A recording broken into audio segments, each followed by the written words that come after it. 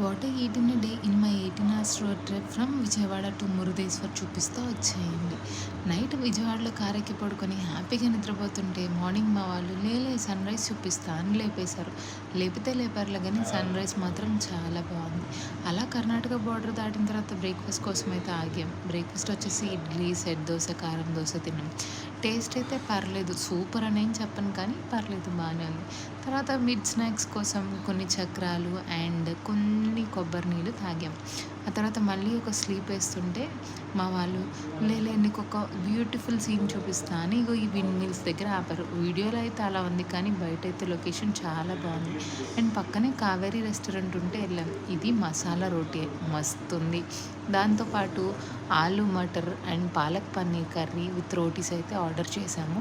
Food అయితే not so super but okay, పర్లేదు, బాగానే ఉంది.